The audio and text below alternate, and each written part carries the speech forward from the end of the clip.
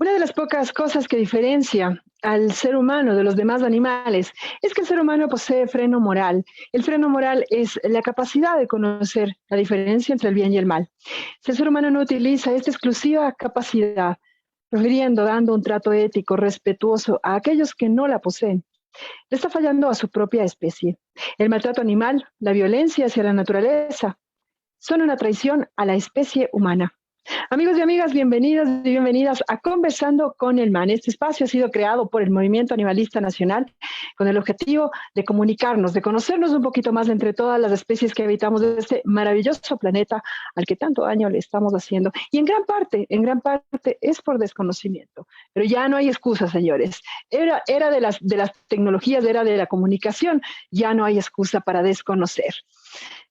Vamos a comenzar con Conversando con el MAN, con un tema bastante fuerte. Nos quisimos meter en este tema porque nos preocupa profundamente la escalada de violencia que vive el país a todo nivel, absolutamente a todo nivel. ¿Qué oportunidad tienen en una sociedad así de violenta, así de agresiva, que responde a cualquier cosa con agresividad? ¿Qué oportunidad tienen los más vulnerables? Las mujeres, los niños, los ancianos. Y los más vulnerables de los vulnerables, los animales. Así es que no es solamente la violencia no discrimina, pero la justicia sí lo hace. Pero por supuesto, antes de empezar con nuestro conversatorio, nos vamos con el ¿Qué hubo, man? ¿Qué hubo, man? ¿Qué pasó en el mundo? ¿Qué ha ocurrido en todo lo demás que nos rodea? Y ahora vamos a centrarnos aquí en nuestro país, porque se celebra, estamos celebrando esta semana, es la Semana de la Biodiversidad. Ya empezaron los eventos del día de ayer, desde el lunes hasta el día viernes se van a dar eventos por la Semana de la Biodiversidad. Ecuador impulsa la Semana de la Biodiversidad con actividades en todo el territorio. Bajo el eslogan Construir un mundo compartido para todas las formas de vida en la Tierra, Ecuador se suma a la celebración del Día Mundial de la Biodiversidad 2022, a través de charlas, cines, foros, obras de teatro, capacitaciones, ferias de bioemprendimiento sostenibles y una cicleada. Estas actividades se van a desarrollar, como ya les había dicho, desde el 16, es decir, desde ayer, hasta el 22 de mayo en todo el territorio ecuatoriano. Estas actividades invitan a la ciudadanía a participar activamente y permiten concienciar sobre la importancia de cuidar, conservar y usar de forma sostenible, dice acá. No me gusta mucho la palabra usar de forma sostenible, pero bueno, usar de forma sostenible los recursos de la biodiversidad. Las y los asistentes a las distintas actividades podrán participar también en un sorteo a un viaje al Cuyabeno para conocer y vivir acerca de la biodiversidad del país. Quiero que escuche bien estos datos. Usted vaya sumando. Escuche bien estos datos. En Ecuador existen 4.801 especies de vertebrados, 833 especies de peces marinos, 951 especies de peces de agua dulce, 658 especies de anfibios, 498 especies de reptiles, 1.691 especies de aves y 465 especies de mamíferos. Por ello, este año la propuesta es celebrar al Ecuador biodiverso, para conocer lo que hace el país, que el país sea uno de los países más mega biodiversos del mundo entero. Ese orgullo tenemos y ¿sabe qué? Esta enorme responsabilidad también tenemos. Les invito a que conozcan absolutamente de todos los eventos que se están realizando por la Semana de la Biodiversidad. Usted pone Semana de la Biodiversidad de Ecuador y le sale un montón de información en el internet para que usted conozca. Le cuento también este dato interesante que el Ecuador desde el 2017 cuenta con la Alianza por la Biodiversidad. Este es un grupo de 13 organizaciones de la sociedad civil y corporaciones internacionales que junto al Ministerio de Ambiente trabajan en temas de biodiversidad y educación. Ahí está, por ejemplo, el Programa de las Naciones Unidas para el Desarrollo, el Consorcio del Desarrollo Sostenible de la Ecorregión Andina, se encuentra Wildlife Conservation Society, el Fondo Mundial por la Naturaleza, etcétera, etcétera. Usted puede entrar en el internet y va a encontrar un montón de información sobre la Semana de la Biodiversidad que está interesantísima. Y yo quiero invitarle principalmente a la cicleada. Esto va a estar bien chévere. Cicleada por el Día Mundial de la Vida Silvestre 2022. Es una, de la biodiversidad, perdón, de la biodiversidad 2022. Esta cicleada va a estar súper interesante. También ustedes pueden entrar a la página de la Wildlife Conservation Society. Ahí está toda la información que usted necesita porque hay que inscribirse, no se vaya a olvidar. Esta cicleada se va a realizar el domingo 22 de mayo a las 9 de la mañana. Usted tiene que entrar en su ciudad porque se va a realizar en Cuenca, Guayaquil, Loja, Quito, Riobamba, Santo Domingo y El Tena. En su ciudad usted se mete a buscar en dónde es el punto de partida para que usted se una a esta maravillosa cicleada por la biodiversidad. Y es bonito este tipo de cicleadas que se hacen por causas. Son muy bonitas porque hay puntos en donde se le va informando a la gente cuál es el motivo de la cicleada, por qué debemos proteger, por qué debemos cuidar la biodiversidad maravillosa que tiene nuestro país. Ya sabe que con todas las actividades de la Semana de la Biodiversidad, usted participa además por un viaje al Cuyabeno. Está chéverísimo. Hay muchísimos foros, cineforos va a haber también. Métase usted a buscar la información respecto a la Semana de la Biodiversidad. Wildlife Conservation Society tiene también información en su página, pero si usted pone en el buscador de Google, le sale toda la información para que usted festeje, celebre, conmemore y se comprometa a proteger la biodiversidad de este maravilloso país en el que tuvimos la suerte de nacer. Esta cuestión de nacer en un país es pura suerte. Por eso nos encontramos tan absurdo que se discrimine a la gente que no es del país. Es absolutamente absurdo. Pero no solamente las personas que no son de cada país sufren discriminación, también existe discriminación a las mujeres, a los ancianos, a los niños. Y que hablar de los animales. Es precisamente por eso porque hemos hecho este tema, queremos hablar respecto a la violencia, la discriminación que finalmente se transforma en violencia.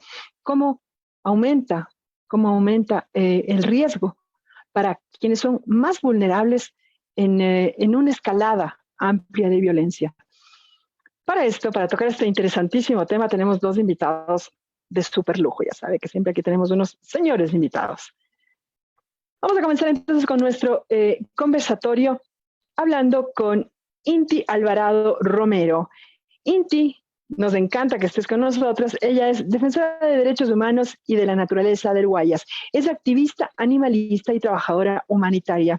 Síndica de la Fundación Rescate Animal Ecuador y es abogada especializada en medio ambiente y máster en derecho animal. Inti, nos encanta que estés desde el Perú, está acompañándonos la Inti. ¿Cómo estás, Inti?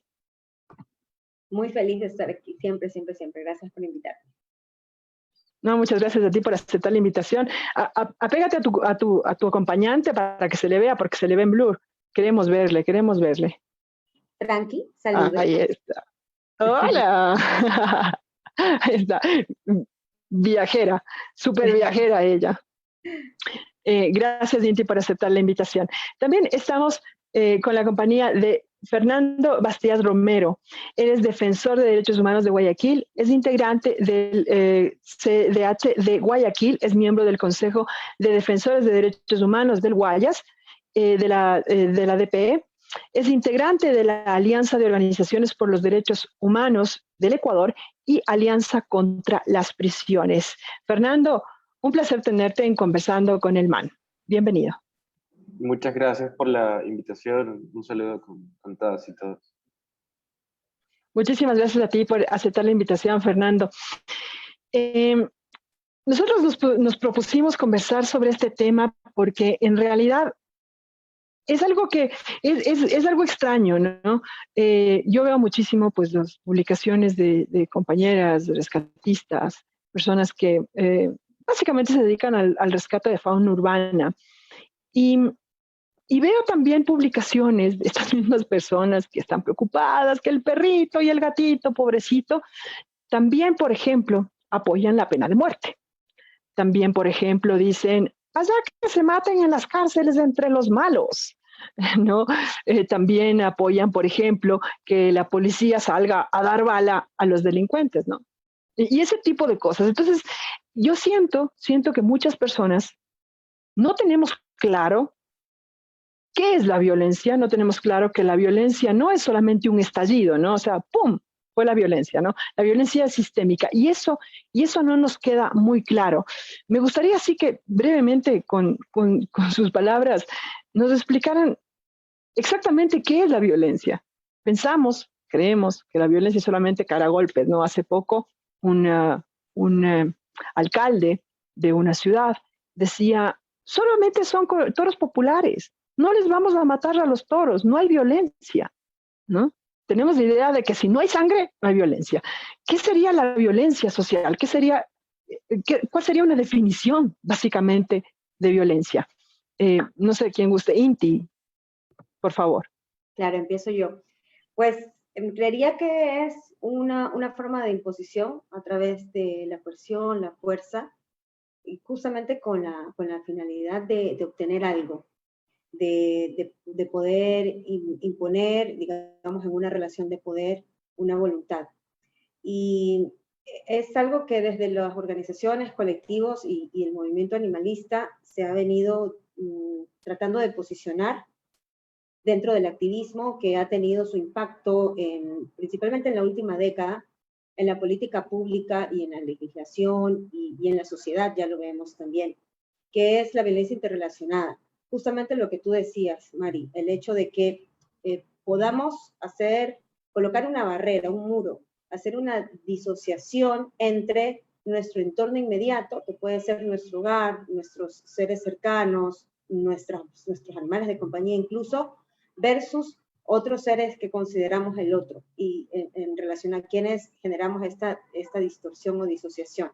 Y entonces nuestros sentimientos de empatía solo se generan en nuestros círculos inmediatos, y así no entran en la esfera de nuestra moralidad aquellos seres que consideramos los otros, que pueden ser las personas extranjeras, que pueden ser, en el caso de las personas no animalistas, los animales también.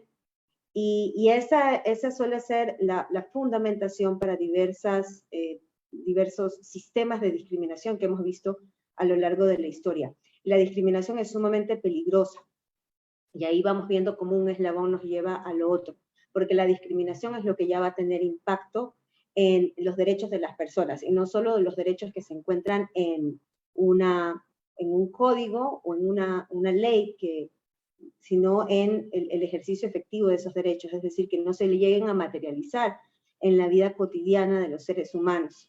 La discriminación es justamente aquella que impide que una persona tenga acceso a derechos en igualdad de condiciones a base de estas diferenciaciones o distorsiones que hacemos entre los unos y los otros, y que muchas veces tiene su origen y, sobre todo, sus efectos en diversas formas de violencia. Nos queda clarísimo. Fernando, ¿qué hace que pase esto? Lo que dice Inti precisamente. ¿Por qué tenemos, por ejemplo, empatía por unos y de repente rompemos la empatía y ya no la sentimos por otros? ¿Qué nos hace hacer esto desde tu experiencia personal, Fernando? Bueno, primero que nada, identificar, como mencionaba Inti, a la violencia como dos dinámicas, dos líneas quizá. Una como acción, que como mencionó, es el ejercicio del poder a través de la fuerza, sea política, psicológica, física, económica, a otro grupo en específico o colectivo, y este tiene el objetivo de causar daños. Y la segunda línea es ya identificarla como un escenario, ¿no? Un escenario de violencia. Pero en este escenario de violencia también hay, digamos, un sujeto que quizá no sea intangible, que es el responsable que ocurra esto. Y ahí como que lo relacionamos con el concepto que di anteriormente, ¿no? ¿Quién es el que ejerce el poder y crea las condiciones suficientes para que exista la violencia? Y en esta segunda línea, a propósito del contexto, hay que identificar al Estado como el responsable. No necesariamente porque actúa de una determinada forma, sino que omite actuar de determinada forma. Por ejemplo, en el tema del acceso a derechos. El acceso a derechos dentro de las comunidades es la principal causa de la generación de violencia y también de la generación de pobreza.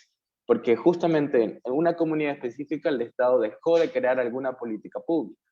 Entonces no puede desarrollarse plenamente el sujeto y comienza a buscar alguna otra alternativa para poder sobrevivir, y en ese ejercicio de sobrevivencia comienzas a ver al otro como un enemigo, o como alguien que te está quitando las oportunidades, o como alguien que está reemplazando ese espacio de acceso a derechos que tú deberías tener, ¿no? Y esto es propio del sistema, ¿no? Entonces, cuando el sistema crea condiciones en las que hay desigualdad, también crea condiciones en las que hay violencia, y comienza a haber este sentido, esta ideología de lo individual, esta definición negativa de la competitividad, ¿no? Ver al enemigo siempre al otro, a pesar de que están sufriendo el mismo problema en común, ¿no? Y frente a esta dinámica de la individualidad, la solución, por supuesto, es todo lo contrario, ¿no? Promover el tema del tejido colectivo, los procesos comunitarios, pensarnos a todos y a todos como un sujeto que constantemente está siendo vulnerado, ¿no? Entonces, creo que por ahí irían esas primeras lecturas. Me encanta lo que nombraste, Fernando, identificar quién es el verdadero manejador de los hilos, ¿no? Porque, como decimos, pues, voy a referirme, por ejemplo, precisamente al caso de las personas en situación de movilidad, ¿no? La primera respuesta es, vienen a quitarnos el trabajo. O sea, es la primera respuesta que existe, ¿no? Entonces es pegarse contra quién, contra el que también es víctima, ¿no? Somos víctimas dándonos contra las víctimas y no nos damos contra los verdaderos manejadores de los hilos, los que realmente generan la violencia. Inti, en este sentido, en el sentido de tratar contra los manejadores de violencia, ¿tú crees que ¿tú crees que no lo hacemos porque es más fácil pegarse con el que está en la igualdad de condiciones a que pegarse con el que está más arriba? Porque de hecho, quien ejerce la violencia generalmente es el que está en una posición de poder, como tú mismo nombraste. ¿Crees que hay un poco un facilismo en ese sentido? Pegarle al que está al lado mío o al que está abajo en lugar de darle al que está arriba. Creo que es una conducta aprendida. Realmente considero que como sociedades hemos venido desarrollando desde el origen de nuestra especie incluso este tipo de conductas, y es algo que nos ha resultado sumamente difícil, incluso ya construyendo sociedades civilizadas, estados modernos, estados de derecho, el poder tener estructuras más horizontales y dinámicas en las que no se den relaciones de poder, a partir de las cuales se abusa o se aprovecha las vulnerabilidades que siempre van a haber en espacios diversos. Siempre van a haber personas en mayor riesgo o en mayor condición de vulnerabilidad, en condiciones de desventaja. Entonces, me parece que es una conducta humana que hemos venido cargando consuetudinariamente y creo que también tiene que ver con una falta de sentido de corresponsabilidad. Es decir, consideramos que son aquellas personas que están en espacios de tomas de decisiones, nos sentimos ajenas a esos espacios de tomas de decisiones, y entonces dejamos en sus manos cómo va a darse el funcionamiento de la sociedad sin considerarnos actores políticos y agentes de cambio también. Justamente en una clase reciente veía una campaña por el 8M en el que se hacía una entrevista, por ejemplo, a padres de familia y se les preguntaba sobre la primera vez que sus hijas e hijos tenían relaciones sexuales. Sus relaciones eran tan disímiles cuando se trataba del hijo varón que iba a tener su primera relación sexual, como de algarabía y de promoción y de algo muy positivo y que podían hacer con mucha libertad. Y también cosificando un poco el rol de las parejas femeninas de sus hijos hombres versus las mujeres, ¿no? Las hijas mujeres de estos hombres adultos, en cambio, tenían que prolongar o postergar su primera relación sexual porque eran muy pequeñas, se comentaban características de fragilidad, etc. Entonces reflexionaba sobre cómo desde la casa hay estos patrones de desigualdad entre hombres y mujeres, en este caso puntual, pero eso se da en todos los grupos humanos en condición de desigualdad. Y luego, como ellos mencionaban, que la justificación para hacer esas diferenciaciones desde casa, que luego van a tener un impacto en el resto de la vida de esos ciudadanos del mundo, la justificación es que pertenecen a una sociedad machista y que así funciona la sociedad machista. Nuevamente, entonces, dejar en manos de quienes están en espacios de poder, sin considerarnos actores políticos y agentes de cambio, dejar el manejo de cómo también se dan las relaciones de desigualdad, sin reflexionar y sin tomar acciones para generar un cambio desde adentro hacia afuera. Entonces creo que esos son algunos de los factores que hacen que continuemos en esas dinámicas, y creería que no es el facilismo, sino incluso es la falta de toma de conciencia sobre cómo estamos actuando. Cambio. Importantísimo, Inti, no es que es más fácil pegarse con el que está al lado, sino que sí, hay un poco de falta de responsabilidad, ¿no? No es mi asunto. Yo creo que tiene mucho que ver también el sistema de elecciones, ¿no? Elegimos un representante y lo elegimos para que haga todo y para que tome las decisiones y se supone que él debería hacer, ¿no? Entonces es un poco también dejar en manos del otro lo que debería ser también responsabilidad nuestra.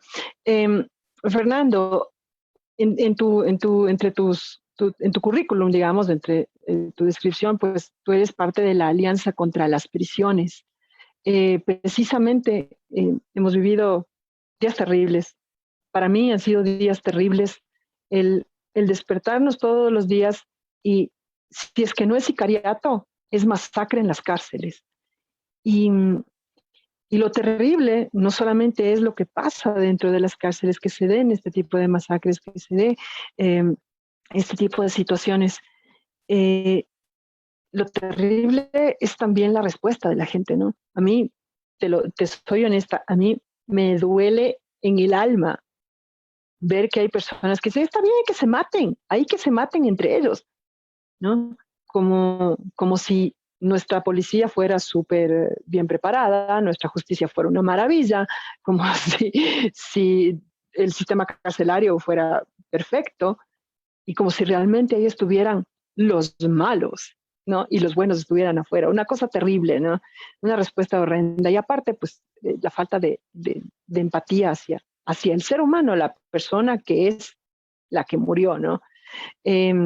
¿Cómo explicamos esto? Tanto las masacres dentro de las cárceles como la respuesta de la sociedad. ¿Cómo explicamos esto? A mí me parece tremendamente doloroso. Sí, claramente hay varios nudos críticos dentro cuando hablamos de crisis penitenciaria. No solamente hablamos per se de políticas públicas, de leyes, sino el rol de la sociedad también para aportar en este proceso de reinserción. Porque ellos, como sociedad, también somos actores sumamente importantes en la reinserción. Y si de forma permanente vamos a estigmatizar a una persona privada de libertad, entonces, por más que haya política pública, jamás vamos a lograr la reinserción.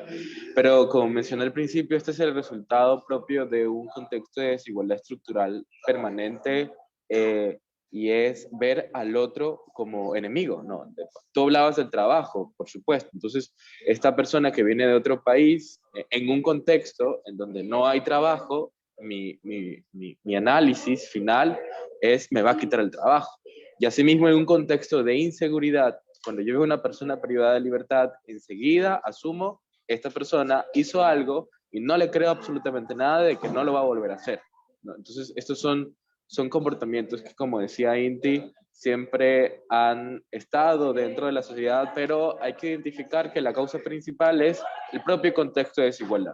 Porque si hubieran condiciones de acceso a derechos por igual, digamos, si hubiera trabajo digno para la mayoría de personas, no hubiera este pensamiento o este miedo de estigmatizar a la persona migrante que llega, o en el caso de la seguridad, si hubiera contextos en los que se podría caminar tranquilo, en la que la justicia funcionase bien, claramente este estigma de catalogar a la persona privada de libertad como enemigo de la sociedad no existiría. Y por otro lado también los estados han promovido bastante este comportamiento, ¿no? Porque claro, en vez de asumir la responsabilidad de una crisis penitenciaria, de una masacre carcelaria, de una incapacidad para poder controlar el problema, es mucho más sencillo aprobar o motivar este discurso del enemigo interno. Y lo vemos acá en Guayaquil. ¿Dónde hay toque de queda? en Guayaquil por el estado de excepción. Terrible. Solamente hay 2 lugares. En el noroeste de Guayaquil, una de las zonas más pobres de Guayaquil, y en el Guasmo Sur. Toque de queda, Parroquia Jimena y Pascuales, 2 zonas de extrema pobreza. ¿Cuál es el imaginario social que intenta promover entonces el Ejecutivo con este estado de excepción? Decir que los delincuentes no van a salir en la noche porque tienen toque de queda. Entonces así voy a solucionar el tema de la inseguridad. ¿Y los delincuentes dónde están? En las zonas más pobres de Guayaquil. Entonces es importante como que analizar todo ese tipo de situaciones, ¿no? Vernos a nosotros mismos y mismas como promotores de dinámicas de violencia, por más diminuta que sea, eso al final del día se va incrementando. Y también identificar cómo está haciendo el Estado para promover esas dinámicas de violencia, inclusive desde mi posición y desde algunas líneas abolicionistas también. El Estado es quien produce las violencias en las cárceles, ¿no? Dicen que la sociedad, inclusive se atreven a estigmatizar a las mismas familias y sobre todo a las madres, ¿no? Nosotros y nosotros acá hemos trabajado bastante con la familiar de personas privadas de libertad y todas son madres, abuelas, esposas, hijas, tías, ¿no? Y el estigma principalmente es que la crió mal a esa persona y por eso cometió el delito y por eso ingresó a la cárcel. Entonces se merece todo lo que pasa. ¿Por qué llora, señora, si usted fue la que le crió mal? Entonces, sí es importante hacer esta autorreflexión como sociedad, pero también es importante identificar cómo el Estado está promoviendo estas dinámicas de violencia en mis territorios. Ese estado de excepción totalmente estigmatizado, enfocado específicamente en identificar al otro, al pobre, sobre todo como enemigo interno. Entonces, mientras los del Guasmo y los del noroeste de Guayaquil no salgan de sus casas, el resto va a estar protegido. Entonces, eso sí es importante. Qué terrible. Qué horrible concepto, ¿no? Sí, terrible, ¿no? No luchemos contra la pobreza, luchemos contra el pobre. Horrible, horrible, horroroso. Voy a leer unos mensajitos que ya nos están llegando. Mónica Cabrera Borges, buen tema, hoy excelente tema el día de hoy. Carla Estefanía, geniales invitadas, muchísimas gracias por estar conectada, Carla. Hoy es el día contra la LGBTIQ fobia. Así es, hicimos una publicación lindísima ya y ya estamos esperando la respuesta porque se ponen bravísimos cuando nosotros nos pronunciamos en contra de la homofobia, de la transfobia, de la lesfobia. Hablando de discriminación y violencia, pues Carla Estefanía, ya vamos a tocar el tema porque es sumamente importante también. Pepe Castro dice, Inti corazoncito, el club de fans de Inti. Fernanda Carrera Toscano dice, una pregunta para el abogado Fernando Bastías Roballo. ¿Cuál cree que es el mayor obstáculo y la mayor oportunidad que tienen hoy en día los defensores de derechos humanos? Preguntaza, ya vamos a conversar, ya vamos a responder esta súper pregunta. La Mónica Cabrera dice, yo vivo en el Centenario y también hay toque de queda. Es que vives ahí, por eso te encerraron, Moni, para que mantenerte quietita, básicamente. También dice, ¿creen que lo que pasa en las cárceles es una purga ordenada a las más altas esferas del poder?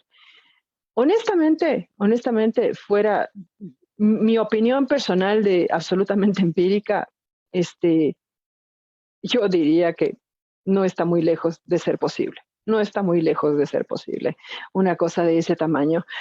Cuando falleció en una de estas masacres carcelarias el compañero defensor del agua y de la vida, Víctor Guayas, es un dolor impresionante esto. Gente que lucha por defender el agua, por proteger la vida, murió dentro de estos espacios terribles en los que se han convertido las cárceles por fallas del Estado.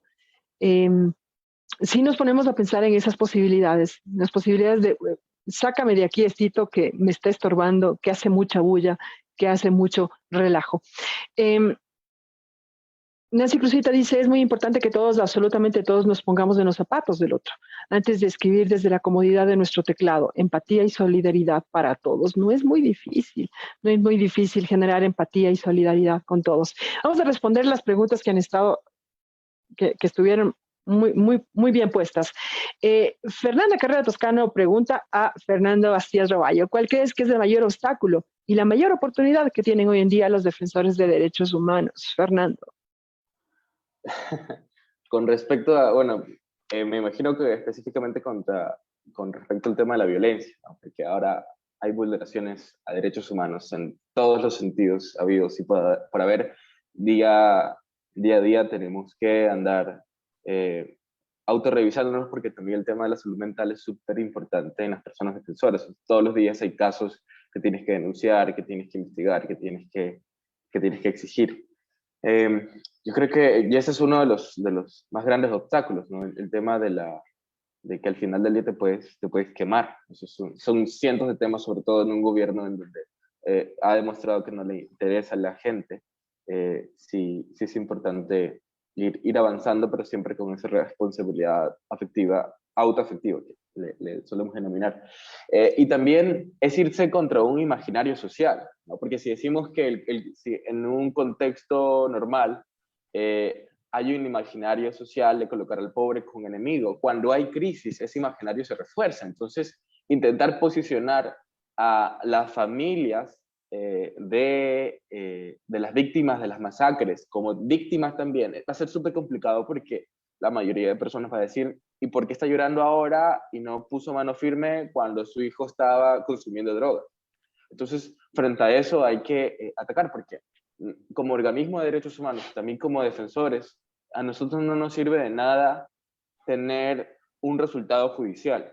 O sea, ese resultado judicial bien se puede cumplir o no se puede cumplir, y si se cumple, a la semana y el mes se olvida y vuelve a ocurrir un escenario similar.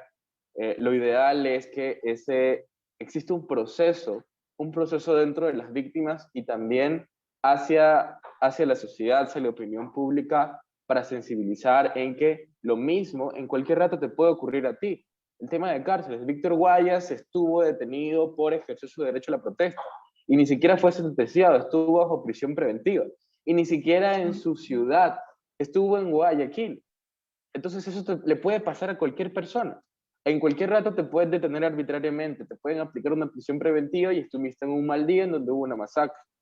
Y eso es importante que el resto de la sociedad sepa. Si le pasó a esta defensora de derechos humanos, que viene de lejísimos, de Cuenca, también me puede pasar a mí, le puede pasar a mi tío. Entonces es mi obligación, más allá de las normas internacionales de derechos humanos, de obligatorio cumplimiento, como sociedad es importante que se respete la dignidad, la vida de las personas, ¿no? Que esto no es un juego, y así lo está tomando el gobierno. Y bueno, eso también sería una oportunidad, es una oportunidad para poder interpelar al discurso de la sociedad y decirle, mira, ahora tú estás desempleado también, o mira, ahora tú estás viviendo en condiciones precarias.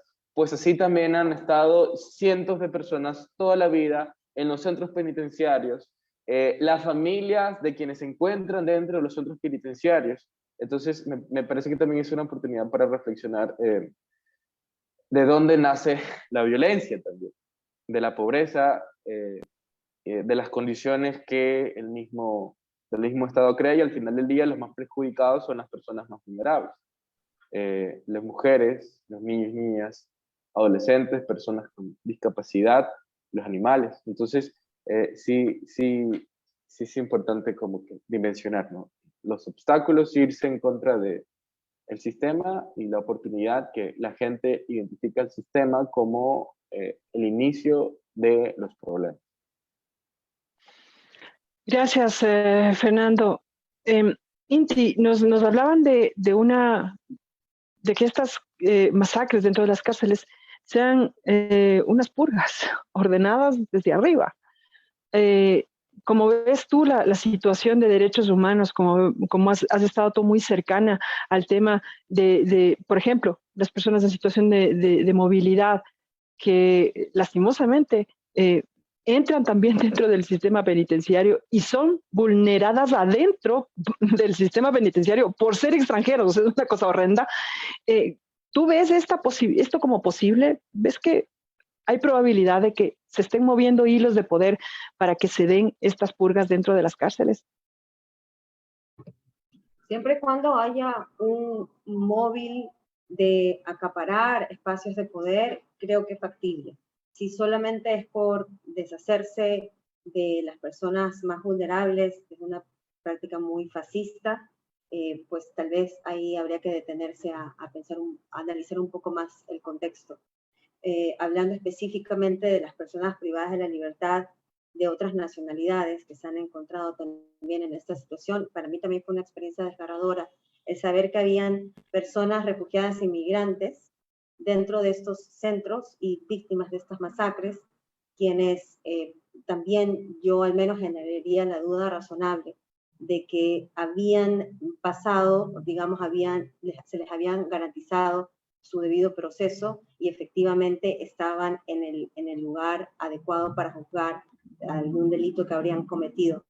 Y aún así nos queda la gran interrogante de si más bien fue enteramente circunstancial el hecho de que se hayan encontrado ante un sistema genuinamente colapsado, roto, como es el sistema penitenciario ecuatoriano, donde hay desde mi punto de vista, una ausencia de protección estatal y que, digamos, en el caso de las personas que han venido de otros países, sí considero que hay una situación de mayor vulnerabilidad. Yo me ponía en los pies de estos jóvenes de 25, 26 años que probablemente llegaron caminando al país tras una crisis devastadora que les llevó a tener que salir de su país de origen sin que eso sea una elección, sino como una forma de supervivencia.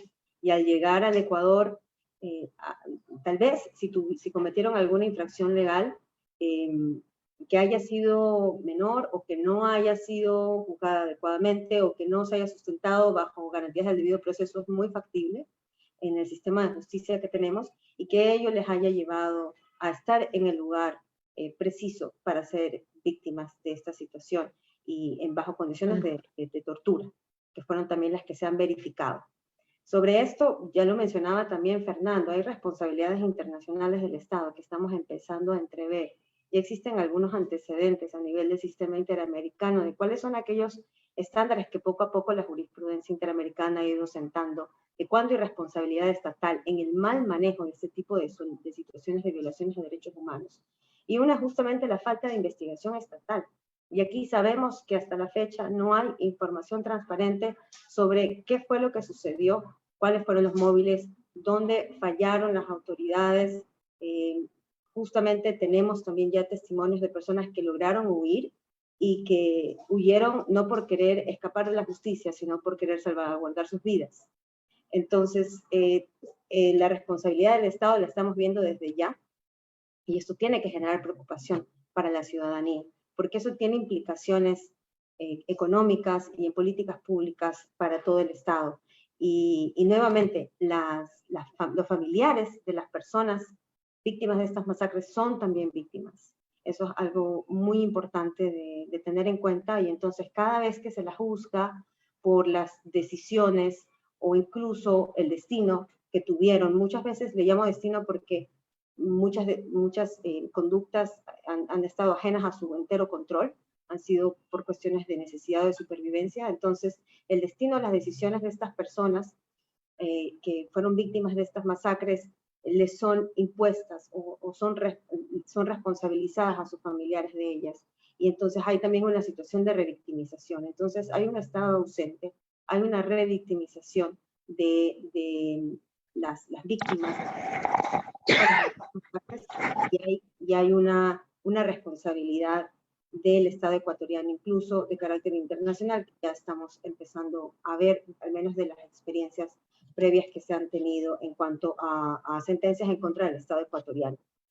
Y solamente para aprovechar tal vez la pregunta que Fernanda le hizo a Fernando, yo sí considero que muchas veces las defensoras y defensores de los derechos humanos y de la naturaleza seguimos el sistema en el que nacimos. Nos parieron en esta tierra con una forma, en una sociedad determinada, con un sistema político, social determinado, y muchas veces los avances que se dan a nivel de organizaciones y movimientos sociales empiezan a responder a los mismos defectos de ese sistema. Uno de esos defectos es la verticalidad, otro defecto es creer que la política partidaria es la solución, y también lo que decíamos, el ceder, el colocar en manos de algunas figuras políticas específicas el destino de una nación, en lugar de empezar a reconstruir nuestra forma de hacer, de ser actores políticos y agentes de cambio.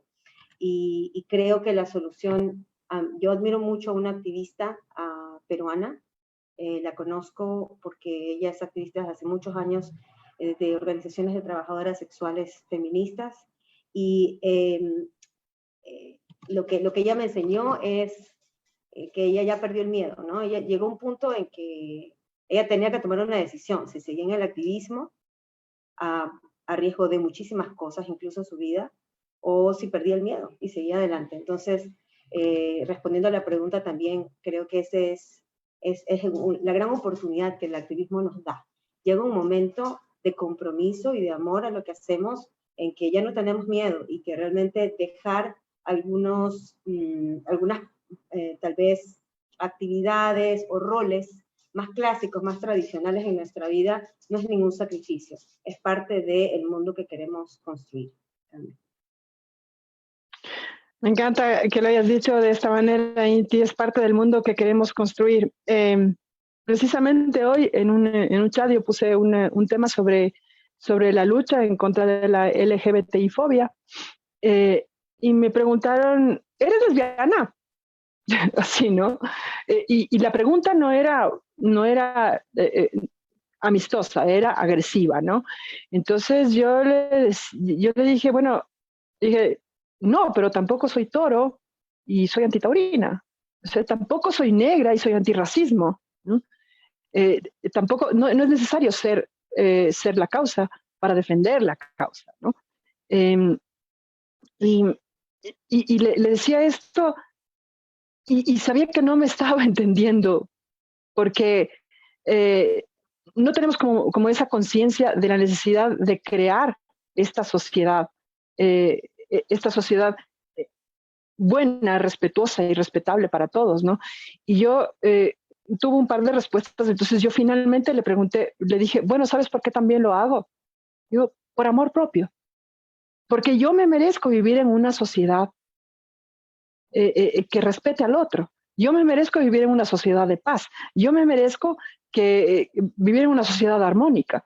También es un tema de amor propio, ¿no? Entonces, sí hay que visualizar un poco, cuando sentimos odio hacia el otro, sí hay que visualizar cuánto de ese odio es a nosotros mismos. Fernando, quería hacerte una pregunta aquí que está de Nancy Cruzita, muy interesante. Dice, ¿qué futuro tendrá el sistema penitenciario tal como ahora se maneja, como lo maneja el Estado? ¿Qué posibilidades ves de cambiar? ¿Se ve cambio? ¿Será que va a cambiar algo en el sistema penitenciario? ¿Realmente va a ser un tema de rehabilitación social o la vemos negra? Bueno, desde la posición abolicionista, a menos que se erradique la cárcel o se busquen otras formas, otras alternativas de poder solucionar conflictos, siempre va a verse de forma negativa la cárcel. Pero ya en términos como que ya más puntuales, la lectura que hacemos es que todos los centros penitenciarios son potenciales espacios de masacre. En un inicio decíamos, bueno, el problema recae en las megacárceles, ¿no? En estas megacárceles que se construyeron para supuestamente un mejor control, pero una poca rehabilitación. El Turi, las cárceles de Guayaquil. Pero cuando ocurrió lo de Santo Domingo, un centro penitenciario de baja capacidad, de personas privadas de libertad, nos dimos cuenta de que este problema va a estar en todos los centros penitenciarios. Entonces todos son bombas de tiempos de masacres. Y así los estamos posicionando. Y si el Estado no llega a hacer algo, va a tener que considerarse como un genocidio o una práctica necropolítica, porque no estás haciendo nada, sabes que vas a morir, pero aún así no haces absolutamente nada. Y no es que, porque siempre se dice, no, los derechos humanos se quejan y no dan soluciones. Hemos tenido 2 sentencias judiciales, incluso una de la Corte Constitucional. El Estado le pagó a Naciones Unidas para que le realizara un diagnóstico penitenciario y pueda evidenciar cuáles son los nudos críticos que puedan solucionar la crisis. La Comisión Interamericana sacó un informe con recomendaciones puntuales a corto, mediano y largo plazo. Y una de ellas es corto plazo, reducir el hacinamiento. Tú no puedes controlar, peor aún rehabilitar, si tienes hacinamiento.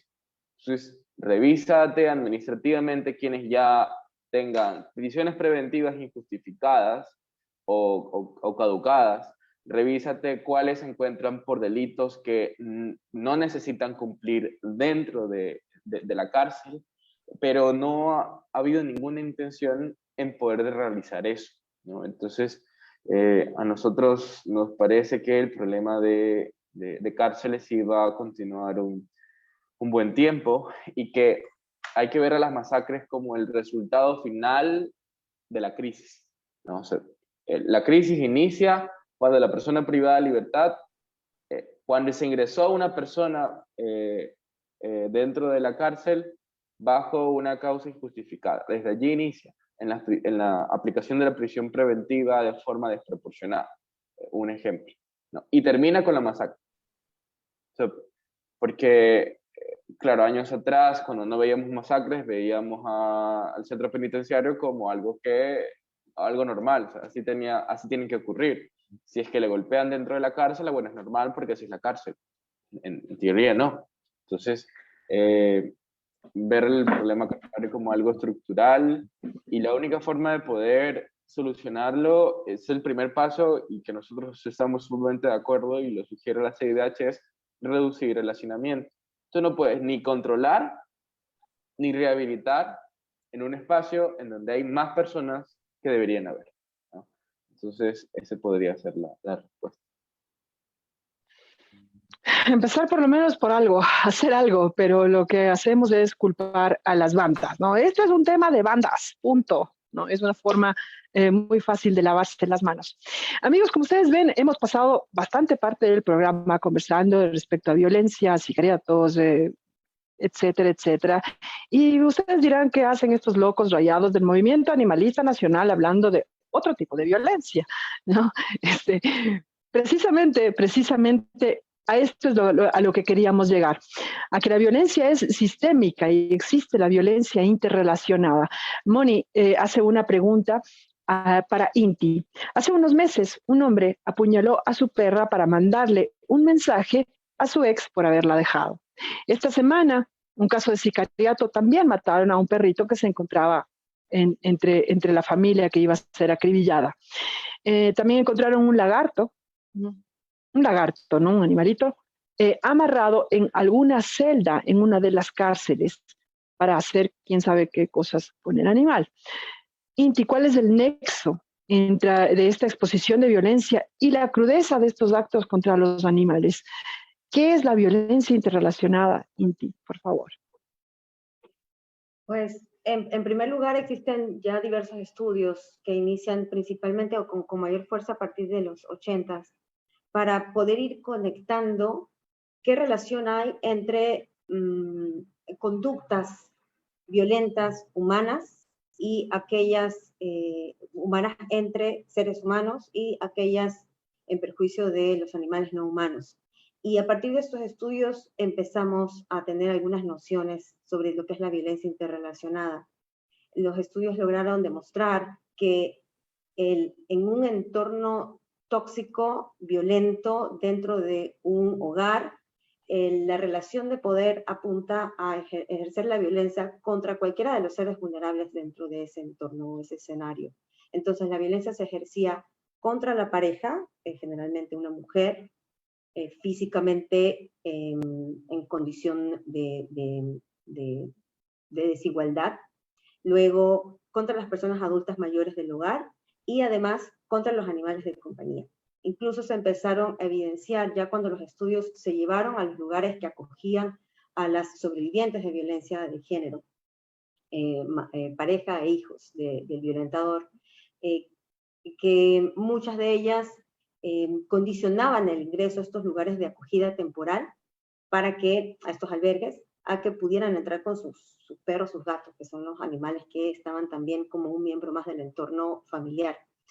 Y era justamente porque sabían que como un mecanismo de coerción, nuevamente volvemos al concepto original de violencia, como un mecanismo de coerción, de manipulación por el uso de la fuerza, querían continuar ejerciendo este poder contra la sobreviviente a partir del daño que pudieran hacer a los animales de compañía que la sobreviviente tenía un vínculo emocional y afectivo hacia sus animales. Entonces, de eso trata la violencia relacionada. Aquí un ejemplo concreto con el hogar o el entorno familiar, pero que esto se puede llevar a toda escala.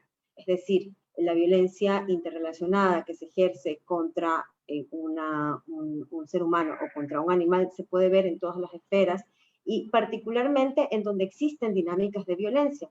Y diría que como se da a toda esfera, también se da a esfera social, no solo familiar, y también se da a esfera institucional. Por eso ya conocemos cómo existen prácticas de iniciación en las Fuerzas Armadas, por ejemplo, en las que estas prácticas implican generar vínculos afectivos con un animal de compañía para luego asesinar al animal de compañía a sangre fría y que eso pueda generar un endurecimiento emocional de parte del aspirante a esta institución, que es una institución que per se ha nacido para promover la guerra y la violencia. Entonces, en otros ámbitos paralegales, como pueden ser las bandas de sicariato, de narcotráfico, etcétera, donde hay de por sí dinámicas de violencia, por supuesto que también un reflejo más va a ser el uso de los animales para prácticas de este tipo, como todos los ejemplos que ya se mencionaron. Y me gustaría solo comentar que de mi experiencia laboral, yo pude conocer el contexto de El Salvador. Y en El Salvador sabemos cuál es la situación de las cárceles, sabemos cuál es la situación de los grupos al margen de la ley, que controlan diferentes territorios con dinámicas de violencia que no pueden ser contenidas por el Estado. Y en relación con ello también se han evidenciado estas prácticas de iniciación. Las prácticas de iniciación tienen que ver con el maltrato animal y tienen que ver con la violencia sexual contra mujeres y niñas. Y además, más bien con el ánimo de colocar la violencia donde tiene que estar, que no es solamente contra los grupos, que digamos que es contra los grupos vulnerables, pero no específicamente solo contra mujeres, niños, animales, personas adultas mayores, sino también contra los hombres. Mencionar que el reclutamiento de quienes luego se van a convertir en estos gestores de la violencia, sean pandilleros, miembros de grupos al margen de la ley, son reclutados desde niños, son reclutados desde que tienen minorías de edad, desde ahí empiezan a generar estas barreras afectivas entre quiénes son cercanos a mí, los miembros de mi grupo, y quiénes son los opuestos, todos los demás, y todas estas prácticas que al igual que en las Fuerzas Armadas, aquellas de iniciación son con el maltrato y la violencia y el asesinato de los facultables. Entonces, a eso se refiere la violencia interrelacionada, a que podamos ampliar el ente, ampliar la óptica de cómo miramos a la violencia sin disociación de el bueno contra el malo, el protagonista contra el antagonista, y lo analicemos bajo una lupa más científica, pero también más empática, respecto a cómo desde entornos violentos a edades tempranas se van desarrollando diferentes dinámicas de violencia que incluyen a los más vulnerables y donde los animales son un foco y un blanco permanente de violencia y de maltrato. Gracias, Inti. Es muy claro, en realidad, este proceso, ¿no? El jefe maltrata al papá en su trabajo, el papá entra y maltrata a la esposa maltrata al guagua, y el guagua se regresa y ¿quién tiene más abajo? El perro, el gato, ¿no? Entonces se dan estos ciclos de violencia y no los vemos como un ciclo de violencia, y eso eso es grave. Fernando, en tu experiencia, tú has estado muy cercano a familiares que tienen una persona privada de la libertad, muy cercano a casos de violentación de derechos humanos.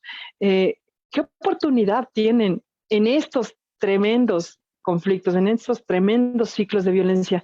¿Qué oportunidad tienen los animales de tener un poco de paz, siendo los animales los más vulnerables de los vulnerables? Porque mujeres, ancianos, personas en situación de movilidad, indígenas, pues en algún determinado momento tal vez salen en la tele, ¿no? Quejándose, o tal vez se encuentran con personas como tú, que trabaja en derechos humanos, o es abolicionista del tema penitenciario. Pero ¿y los animales? ¿Qué oportunidad tienen? ¿Qué posibilidad tienen de encontrar algo de paz en una sociedad violenta? En un contexto de violencia, como lo mencionaba Inti, los afectados siempre son aquellos que están del otro lado de la violencia, quienes la reciben, los grupos de extrema desigualdad, entre ellos los animales y la naturaleza. Ahí la respuesta, a mí me gusta bastante la figura que se señala dentro de nuestra Constitución, que tiene una filosofía política y espiritual muy fuerte, que es el summa causa, ¿no? Esta armonía con todos los actores y sujetos que forman parte de mi sociedad, de mi comunidad. Animales, naturaleza, río, bosque, personas, mujeres, afromigrantes.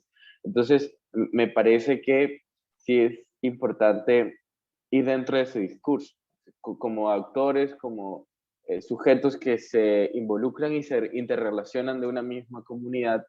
No tiene sentido atacarnos entre nosotros, porque eso va a derivar en la autoextinción, o sea, si tú quieres poner esa teoría también cabe. No es que una raza va a sobrevivir y otra raza va a extinguirse y yo voy a dominar el mundo. No, al final del día todos vamos por ese mismo camino y desde un análisis más global, el planeta está muriéndose y allí, allí no cabe otro tipo de alternativa, a menos que yo aprenda a decir que yo me encuentro en un contexto que comparto experiencias con todos los sujetos que están a mi alrededor y yo debo respeto, yo debo cuidar.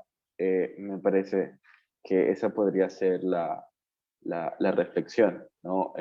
Posicionar la armonía, la convivencia con cosas que ya están establecidas desde la escuela. Las escuelas tienen códigos de convivencia que para nada promueven la convivencia. Eso conversaba hace poco con mi hermano menor, que siempre me escucha las entrevistas y siempre me hace preguntas, y la otra vez la profesora le llamó la atención por tener una pulsera y él fue a revisar el código de convivencia y se dio cuenta que todos eran sanciones, sanciones, sanciones, y me preguntó, pero a cada rato nos pasan retando qué clase de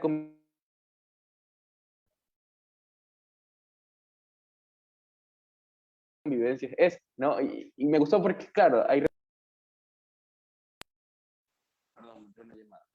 Y reflexioné que todo en nuestra comunidad es a punta de sanciones, de prohibiciones y más sanciones, y ninguna forma del final del día, autorreflexionar del por qué no tengo que cometer ciertas conductas, y por qué esa conducta que yo cometo o esa decisión que yo pongo tiene consecuencias sobre todos los